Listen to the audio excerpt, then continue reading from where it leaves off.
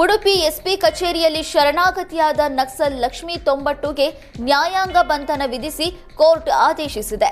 ಭಾನುವಾರ ಶರಣಾಗಿದ್ದ ನಕ್ಸಲ್ ತೊಂಬಟ್ಟುರನ್ನ ಕುಂದಾಪುರ ಡಿವೈಎಸ್ಪಿ ಹಸ್ತಾಂತರಿಸಲಾಗಿತ್ತು.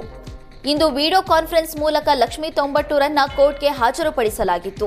ವಿಚಾರಣೆ ನಡೆಸಿದ ಎರಡನೇ ಹೆಚ್ಚುವರಿ ಸಿವಿಲ್ ನ್ಯಾಯಾಧೀಶ ಮತ್ತು ಪ್ರಥಮ ದರ್ಜೆ ನ್ಯಾಯಿಕ ದಂಡಾಧಿಕಾರಿ ಲಕ್ಷ್ಮೀ ತೊಂಬಟ್ಟುಗೆ ನ್ಯಾಯಾಂಗ ಬಂಧನ ವಿಧಿಸಿ ಆದೇಶಿಸಿದರು.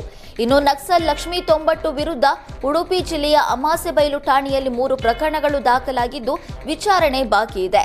ಹೀಗಾಗಿ ಒಂದೆರಡು ದಿನಗಳಲ್ಲಿ ಪೊಲೀಸ್ ಕಸ್ಟಡಿಗೆ ನೀಡುವಂತೆ ಕೋರ್ಟ್ಗೆ ಪೊಲೀಸರು ಮನವಿ ಸಲ್ಲಿಸಲಿದ್ದಾರೆ ಅಂತ ಹೇಳಲಾಗ್ತಿದೆ. ಬೆಂಗಳೂರಿನಲ್ಲಿ ಲೋಕಾಯುಕ್ತ ಅಧಿಕಾರಿಗಳು ಭರ್ಜರಿ ಕಾರ್ಯಾಚರಣೆ ನಡೆಸಿದ್ದಾರೆ. 2 ಲಕ್ಷ ರೂಪಾಯಿ ಲಂಚ ಪಡೆಯುವಾಗ ರೆಡ್ ಹ್ಯಾಂಡ್ ಆಗಿ ಯಲಹಂಕ ವಲಯದ ಸ್ಪೆಷಲ್ ತಹಶೀಲ್ದಾರ್ ಮುನಿಸ್ವಾಮಿ ರೆಡ್ಡಿ ಲೋಕಾಯುಕ್ತ ಅಧಿಕಾರಿಗಳ ಬಲೆಗೆ ಬಿದ್ದಿದ್ದಾನೆ. ವಕೀಲ ಮಹೇಶ್ ಎಂಬುವರ ಬಳಿ 10 ಲಕ್ಷ ರೂಪಾಯಿಗೆ ಲಂಚಕ್ಕೆ ಬೇಡಿಕೆ ಇಟ್ಟಿದ್ರು.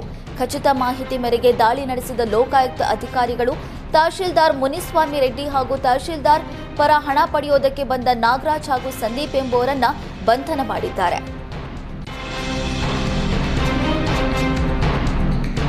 ಮೈಸೂರಿನ ಸಬ್ ಅರ್ಬನ್ ಬಸ್ ನಿಲ್ದಾಣವನ್ನ ಬನ್ನಿ ಮಂಟಪಕ್ಕೆ ಸ್ಥಳಾಂತರಿಸಲು ಸರ್ಕಾರ ಮುಂದಾಗಿದ್ದು ವ್ಯಾಪಕ ವಿರೋಧ ವ್ಯಕ್ತವಾಗ್ತಿದೆ. ಈ ಸಂಬಂಧ ಸುದ್ದಿಗೋಷ್ಠಿ ನಡೆಸಿದ ಹೋರಾಟಗಾರ ರವಿಶಾಸ್ತ್ರಿ ಸರ್ಕಾರ ಯಾವುದೇ ಕಾರಣಕ್ಕೂ ಕೇಂದ್ರ ಬಸ್ ನಿಲ್ದಾಣವನ್ನು ಶಿಫ್ಟ್ ಮಾಡಬಾರದು ಅಂತ ಆಗ್ರಹಿಸಿದ್ರು. ಕೇಂದ್ರ ಬಸ್ ನಿಲ್ದಾಣ ಮೈಸೂರು ನಗರಕ್ಕೆ ಕಳಸಪ್ರಾಯಿಸಿದಂತಿದೆ. ಈಗಾಗಲೇ ಸಾತಗಳ್ಳಿ, ನಾಯ್ಡು ನಗರ, ಇಲವಾಳ, ಕುವೆಂಪು ನಗರದಲ್ಲಿ ನಿರ್ಮಿಸಿರುವ ಬಸ್ ನಿಲ್ದಾಣಗಳು ನಿಷ್ಕ್ರಿಯಗೊಂಡಿವೆ. ಸಬ್ ಅರ್ಬನ್ ಬಸ್ ನಿಲ್ದಾಣ ಸ್ಥಳಾಂತರದಿಂದ ಪ್ರಯಾಣಿಕರಿಗೆ ಸಾಕಷ್ಟು ಸಮಸ್ಯೆ ಎದುರಾಗಲಿದೆ ಎಂದರು. ನಗರದ ಕೇಂದ್ರ ಭಾಗದಲ್ಲಿ ಬಸ್ ನಿಲ್ದಾಣ ಇರೋದ್ರಿಂದ ಎಲ್ಲರಿಗೂ ಅನುಕೂಲವಾಗಲಿದೆ. ಬಸ್ ಸ್ಟ್ಯಾಂಡ್ ಸ್ಥಳಾಂತರ ಮಾಡೋದಕ್ಕೆ ಪೀಪಲ್ಸ್ ಪಾರ್ಕ್ ಮತ್ತು ಸರ್ಕಾರಿ ಗೆಸ್ಟ್ ಹೌಸ್ನಿಂದ ಸ್ವಲ್ಪ ಜಾಗ ಪಡೆದು ಈಗಿರುವ ನಿಲ್ದಾಣವನ್ನ ವಿಸ್ತರಿಸೋದಕ್ಕೆ ಅಂತ ಹೋರಾಟಗಾರ ರವಿಶಾಸ್ತ್ರಿ ಹೇಳಿದರು.